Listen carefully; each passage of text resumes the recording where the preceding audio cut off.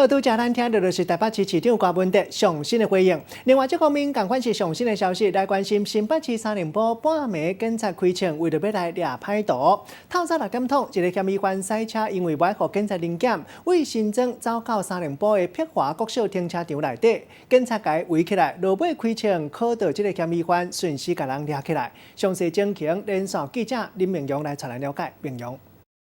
好，主播各位观众，记者现在位在新北市三重的碧华国小地下停车场前哦。那可以看到停车场现在还是围起了封锁线哦，因为就在今天清晨呢，这个地下停车场发生了警匪冲突。当时呢，新庄的警方呢是锁定了一名有毒品前科的嫌犯，一路尾随跟监跟到了这个停车场底下哦。结果呢，到停车场里头呢，警方表明身份，请嫌犯配合调查。没想到这名嫌犯呢，居然是直接开车来冲撞远警，导致呢有2名远警呢被撞伤呢，身上有多处的擦伤。那之后呢，警方不得已只好来开枪压制他。警方呢总共开了3枪，那其中1枪呢就打中了嫌犯的背部。那没想到这名嫌犯呢中弹之后呢，还是一样拒绝拦查，继续呢开车往地下2楼来逃逸。由于他汽车逃逸呢，所以警方呢 担心他会跑走，所以呢，警方是封锁了所有的停车场出入口，总共封住了2个停车场出入口以及4个楼梯口。那警方呢之后呢，在地下2楼进行全面的搜索，最后呢是在地下2楼找到了这名嫌犯。